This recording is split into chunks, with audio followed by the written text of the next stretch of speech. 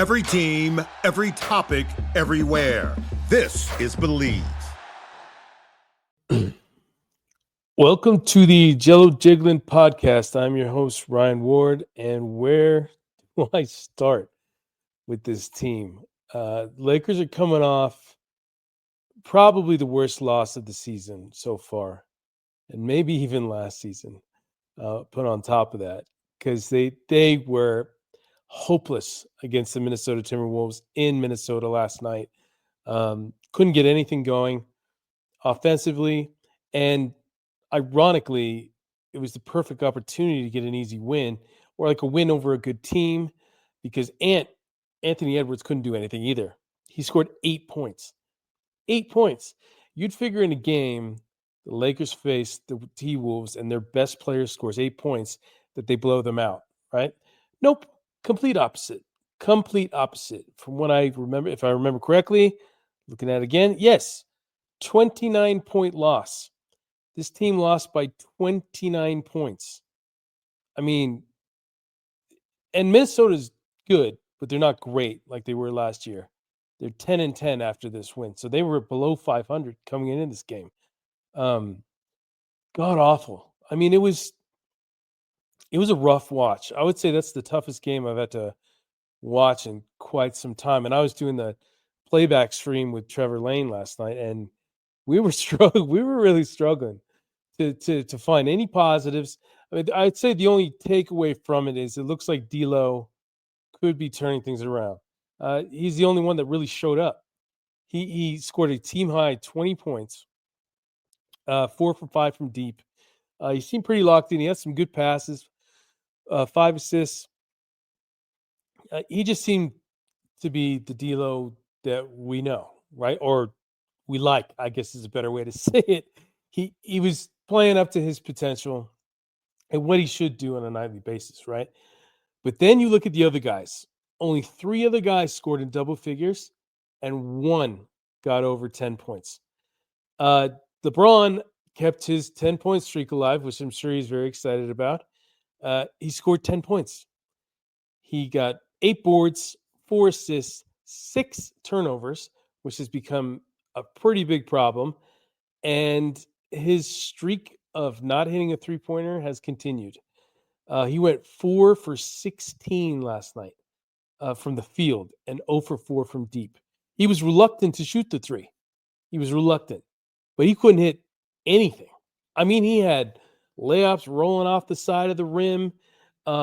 He just seemed like a different guy last night. And then, that's starting the whole narrative. Well, it's been started for the last few games that LeBron might finally be showing his age. And I kind of agree. I mean, he's shown a little bit of his age over the last couple of years, but I do feel like it's trending downward, right? And obviously that ain't great. And it doesn't help when AD doesn't show up either. AD had an equally bad game. He had a double-double, 12 points and 11 rebounds, but he went 4 for 14 from the floor, 0 for 2 from deep, hit all 4 of his free throws, but only went to the line 4 times. For a guy who should be living at the line. 1 block. He got outplayed by Rudy Gobert, and that doesn't normally happen. Gobert had 17 points and 12 rebounds, and only missed 1 shot all game. Went 7 for 8. Where's it's just game like that is where you just want to throw the remote at the TV. You know what I mean? It was so frustrating to watch because nothing was flowing whatsoever. I mean, and then you got guys like Max Christie that's not doing well. I mean, what did he have? 6 off the bench? No, 5 off the bench. 1 for 7 from deep. Just a complete zero again. Gabe Vincent, 5 points, 2 for 5, minus 20, plus minus. It just, they can't, if their top guys aren't clicking, if they're not playing up to the way that we normally see them play, the whole team falls apart. I mean, Dalton Connect was a complete zero yesterday too. 0 for 5 from deep, 3 for 8, 6 points, and 3 boards. just no pop whatsoever. He couldn't really get going. I mean, it was a mess. The whole game was a friggin' mess. It was. I mean, a typical back-to-back second game of back-to-back on the road, which don't normally go great. But this one was the worst I've seen. I mean, season low 80 points, and that's by a long margin, or a wide margin. Sorry, long margin. Their previous low was against OKC, which is one of the best defensive teams in the league, who held them to 93. But they were in striking distance, like they could have won that game, but not this one. I mean, it's for the amount of times that Minnesota was like letting them back in the game, they just never capitalized on it. It seemed total lack of energy. For some reason, something's going on with AD because I am so tired of seeing these high screen and rolls with him where he sets the screen at like the top of the key or even at the 3-point line sometimes. And then he just kind of stays around the elbow. And that's it. Doesn't go down to the paint, doesn't try to post up. He just passes out of it. And it takes him out of the whole play, right? And he just becomes non-existent offensively. I mean, when he is locked in and he is engaged and aggressive, I don't think there's any other big in the league that can stop him. I really don't. I think he's that good. But it's just there's so many of these performances where it's like, where'd you go? Are you okay? Are you not feeling well? Is there something going on? Because he just didn't seem engaged at all. He just, kind of trying. He got pissed off because he was getting some foul calls that he didn't agree with. And you know what? The refereeing has been crap, I think, for the last 2 years, in my opinion. It's just not great, not consistent. And LeBron doesn't get the calls he should. 80, not as much, but still there are times. It's just a lack of consistency. And I mean, that's kind of been the thing with the watching Laker games lately. But this is just, it's unacceptable basketball. I mean, they're 12-9 now. They at one point they had a really promising record and they were near the top of the West, and now it's just not the case anymore. And where are they at now? I think middle of the pack or lower. Yeah, lower. Shit. They're in the 8th seed now, behind Phoenix. Phoenix has one less win, but they have one less loss, and then they beat the crap out of them the last time they faced us. So I think the telling part of this is the fact that whenever the Lakers play an even decent team, they get the crap kicked out of them. I mean, because so right out the gate, they win. They beat Minnesota, Phoenix, and Sacramento, right? And they did it in fairly convincing fashion, where it wasn't like a question of, oh, they got lucky or it was a fluke or anything like that. No, they won them outright. And then they lose to Phoenix in Phoenix, close game, get absolutely annihilated by Cleveland in Cleveland, and then some weird losses to Detroit, Memphis. They beat Philly because Philly's crap. They had that one stretch there. They won 6 games in a row. But if you look back on it, these are awful teams. Philly, Toronto, Memphis. I mean, Memphis is not awful now, but at that point in time they were. And they only won by 5. They could have easily gone the other way. San Antonio, New Orleans, Utah. I mean, these are all games you're supposed to win. And then they faced real teams. Orlando, Denver, Phoenix, San Antonio again, but they got that win like they should. OKC loss. Utah win, but they only won by 1. And then Minnesota last night. It's just, you can see the trend here. It's not great at all, man. It's they can't compete with the best of the best. They just can't. There's the it's so obvious watching it that they're not equipped to compete with these guys, and moves got to be made. Have to be made. LeBron, and then just on top of that, LeBron's struggling like he has. 0 for 19 from deep. 0 for 19. He hasn't hit a three-pointer in 19 attempts, but he keeps shooting them, and that he should, because the only way you get out of these slumps is shooting through it. It's just painful to watch because it's even carried over to like regular field goals now, and I don't know. It's just weird to see him struggle this way, but he'll bounce back. He'll get. I don't think he's never going to get back to crazy LeBron form, but I mean, he'll be formidable. He'll be a threat on the floor. It's just not a good sign, dude. And then now they've got the next 5 or 4 games. 4 out of the next 5 games are on the road. Now, you know what? I'm going to expand that. Okay, so you got Miami next, Atlanta. Those are both on the road. Back home for Portland. On the road at Sacramento for 2 games in a row in Sacramento, which is very strange because they'll get in on Thursday, December 19th in Sacramento, and then they'll have to stay in Sacramento for basically half the week, and then play Sacramento again on that Saturday. And then they're back home for Detroit, and then back in the Bay Area again for Christmas Day against Golden State, which could be a massacre if it keeps going the way it's going. It's just trending in a bad direction. And then today, the Lakers sent us a press release saying, or an update, saying that Vando has had fluid on his knee, or effusion, I think they called it, during his rehab, which has extended his time out. So they now expect him to return early January. Some guy went at me on Twitter. He's like, because I said it's brutal, just another bad update where he's not coming back, like the next game or the next week or whatever. It's like, you realize it's only 27 days? Like, yeah, but there's no guarantee he's coming back. He said early January. That means there's no pinpoint dates yet still. So they don't know. So we could get to early January. We get the same update again where he's had more fluid on the knee or some other craziness has happened and he's out for more weeks.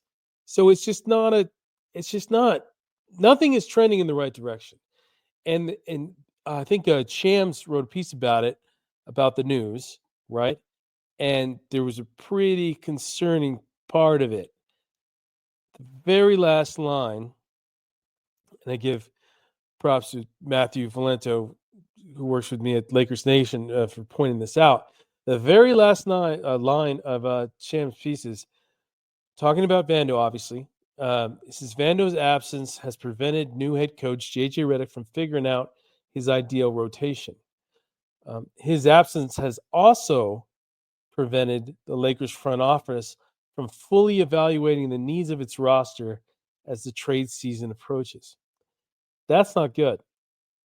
So that means they're reluctant to pull the trigger on any deal because they don't know what they have with Vando, which I think is stupid, to be honest with you, because you're waiting on a guy who has been incredibly undependable because of his health status. So it's always up in the air. I mean, to put it in perspective, the last game that Vando played, February 2nd, in a win over the Boston Celtics in Boston. And he played well. I mean, I tweeted it out. How much did he have? I mean, he didn't have crazy numbers. I think it was like 10 points, 7 boards, 3 steals, something like that. Typical Vando line, right? But they won. They beat the best team in the league on their home court, and they looked good. And I don't think they had LeBron or AD that game. It was basically, held together by Scotch tape, I think it was him and Reeves that were playing well. But it's been, say he comes back in January, it'd be almost a year that he hasn't played a single game. And there's no way he's going to be in shape. There's no way. I mean, we said this over and over again. There's no way to replicate those kind of reps that you get on the floor against opposing teams in the NBA. It's just not. I mean, even when he came back last time, it took him a while to get back to the Vando that we all know and love. that can be a game changer defensively and changes the whole way the team plays. So there's no guarantee he's going to get back in early January and look like himself. He might not be the same guy. I mean, he had procedures on both feet. I don't even know how the hell you recover from that. Both feet at the time. What is he, in a wheelchair? Not putting any weight on his feet? I don't know. I don't know how that goes, but not great. Not great. I mean, okay, cool, early January, but there's no guarantee that's going to happen. And if it does happen, he's not going to be the same guy. I'm sure they're going to slow roll him, right? He'll come off the bench. He'll play 15 minutes a game probably, and then gauge where he's at. And I wouldn't anticipate him being a game changer like he normally is. It's not going to happen right away. And that's not great either, because you got the trade deadline, which I think is like February 6th. Let me look real quick. Trade deadline, 2025. It is February 6th, yeah.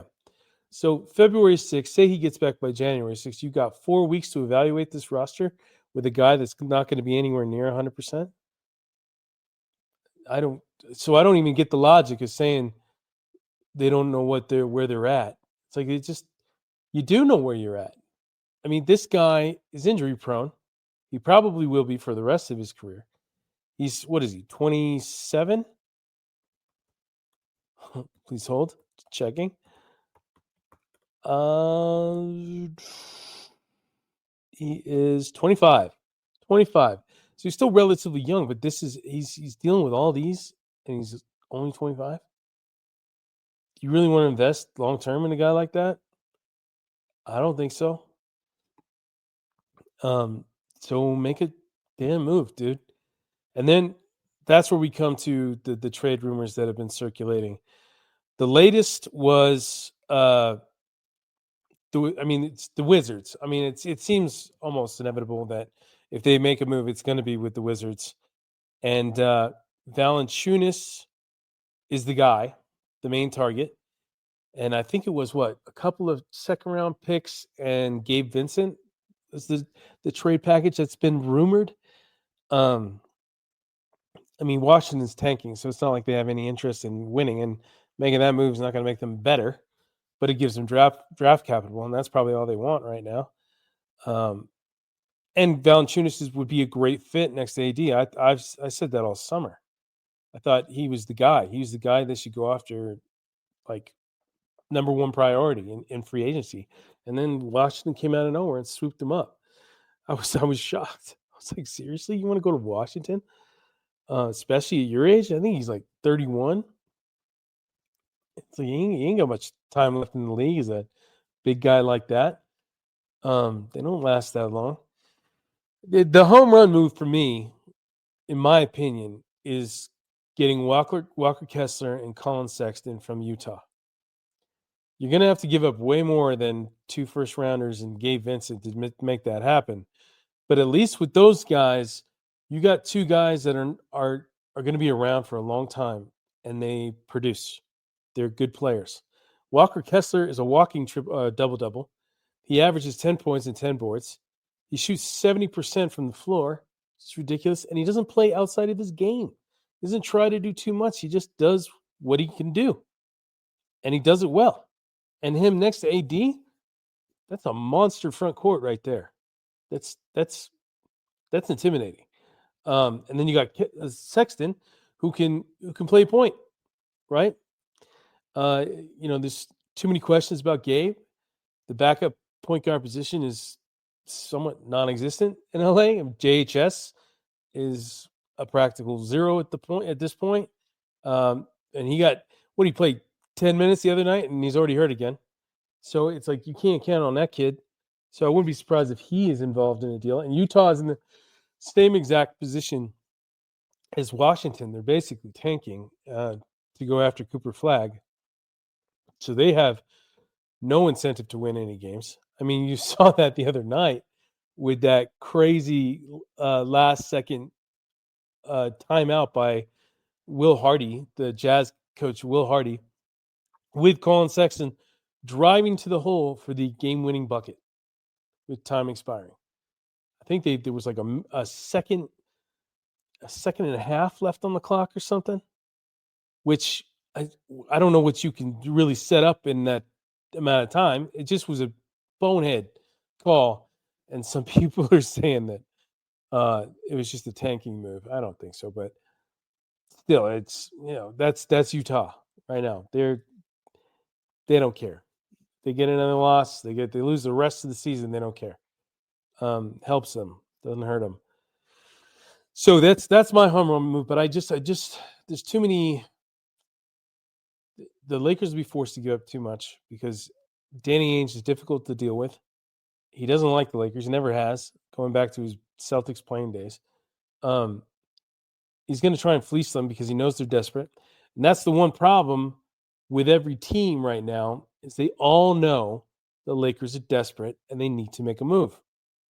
And they've got expiring deals to do it, right? One in particular was D'Angelo Russell, who, if they don't trade, would be a mistake at this point because they're not going to bring him back. And if they do, it'll be a desperation move on both sides. I'm sure D'Lo's done with LA at this point. I'm tired of all the crap that he gets, understandably so. But at the same time, it's not like he's played well enough to really justify another deal, unless there's not another guy out there that's an upgrade. It's a bad situation for LA. It just is. There's no other way to shape it. They're forced in a difficult situation, limited options, and limited assets that are not all that desirable to teams that want to make moves. The thing is, a lot of teams are going to want to make moves. I think it'll be a pretty active trade deadline with a lot of these big guys going different places. Valanciunas, Kessler, even John Collins in Utah, Sexton. I think even Jordan Clarkson has been mentioned as a guy that could be moved. And then you got Kyle Kuzma on Washington, who's also been linked to, being traded. I mean, he's been in trade rumors, I think, ever since he left LA. Or got traded for Westbrook. I think he's just always been in that situation. I've got the article on Lakers Nation right here. So is Michael Scotto of Hoops Hype said in Washington, forward Kyle Kuzma is viewed as one of the team leaders who keeps the Wizards competitive while helping them build the development of other young players around him as a forward who can score and defend. Teams around the league believe the 29-year-old, he's already 29, damn, time flies, man. Worth monitoring. I think he was an older rookie anyway. As a trade candidate due to skill set and declining salary over the next 2 years. Okay, blah, blah, blah. Get to where this is like, wow, that's interesting. Dallas Mavericks nearly traded for him last season. That would have been a good move for them. But they got PJ Washington and Gafford instead. Actually, those are better moves.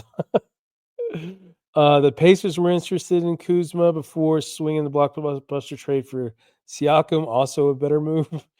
The Kings have also been linked to Kuzma for the past 2 seasons. Now, that's something that could happen. I think they're kind of trending down right now. Other teams who've kept tabs on Kuzma, the Bucks, Warriors, Lakers, Heat, and Cavaliers. Some interesting ones in there. Wouldn't be surprised if the Warriors go after him. Or anybody in that list there. Kind of makes sense. But I mean, this is not the first time that Kuzma's been linked to coming back to LA. I'll believe it when I see it, kind of thing. I wouldn't be surprised if he wanted to come back. I think he enjoyed every minute over here, and he handled it pretty well. He didn't care about the noise. I think he cared more about the role because his role was kind of got all screwed up. After AD came, he didn't know where his place was. Like he was proven scorer early on. So, but then again, it's a different coach. That was Vogel. This is JJ, and he'll probably use him differently, I assume. But that's where that is. So again, not great, man. More not great updates. Lakers. I mean, even JJ said that loss against Denver he thought was an aberration, right? Because of them getting just kind of spanked. And then he said after last night's loss that maybe that wasn't an aberration. And he's right, because it's not. Because they've done this against OKC, now against Minnesota, Phoenix, and Denver. All teams that are going to be playoff bound almost certainly. And if that doesn't turn around, it doesn't matter what happens the rest of the way. I mean, if you don't have a team that can compete in the playoffs, you're basically playing for nothing. And this is a short window. I mean, we got like what? The rest of this season and the next of LeBron. And it's not beyond the realm of possibility that AD just says, hey, LeBron's leaving, I'm out too. And then the real rebuild starts. It wouldn't shock me at all. If AD's just like, hey, send me to Chicago, send me home. For those of you who don't know, his hometown is Chicago. So I think he's even got that tatted on him somewhere. So he's all about Chicago. Wouldn't shock me, even though Chicago is probably in the exact same situation. They're going to have a fire sale at the trade deadline. I think they've been trying to trade Zach LaVine forever. And he's been linked to the Lakers quite a few times, but I don't think that's the answer at all. Vujacic, I don't know if I'm saying his name right, Nikola Vujacic. I think he'd be a good fit in LA. Stretches the floor more than Kessler would, more than Valanciunas by far. But he's also up there. I think he's in his 30s as well. So there's short-term fixes. Maybe that's the right moves. I don't know, because they'll be cheaper. Deals that they can actually make, and then maybe actually get a guard as well, or a scorer. I don't know if the Lakers can pull off a Valanciunas and Kuzma deal. I don't know. I seriously doubt that money works. Excuse me. If it did, that'd be awesome. But it depends on who you got to give up, though. You got to give up somebody of value outside of D'Lo. I would assume maybe a first-round pick and other pieces. But this is going to be the Lakers should turn this around somewhat coming up. I mean, you're coming off the worst performance of the year. So who knows? Hopefully it doesn't keep going that way. But you got opportunities here. Miami's not great this year. Atlanta's, I think, a little bit better than they have been. Where are they at? 11-11. And that's amazing in the East. Where's Miami at? And Miami's just below them at 9-10. So these are teams that they should beat. They should. And Portland, they should kick the crap out of. That should be a tune-up game. The two games against Sacktown, I'm sure, will be difficult, but winnable, at least one of them. Detroit had their number last time, so that could be a difficult game, but at least it's in LA. And then Golden State will be the true test if they've actually really turned it around on Christmas Day. So it'll be leading up to that. So I sound a little down, and I am, because last night just pissed me off so much, because it just seemed like they weren't even trying to fix things, And I don't think I've ever seen a game where AD and LeBron combined for 22 points. I just don't think I've ever seen that. And only 8 field goals made between them. That's insane. That's crazy. Hopefully that is not a sign of things to come. Please don't be a sign of things to come, because I don't think I'm going to be able to bear it. I don't think any of you guys will either. But till then, got a game tomorrow, Wednesday, December 4th, against Miami in Miami. It's an early one. It'll be 4:30 Pacific, so it's on NBA TV for anybody that's interested in tuning in. You know that's kind of early for everybody in LA. But until then, I'll see you later.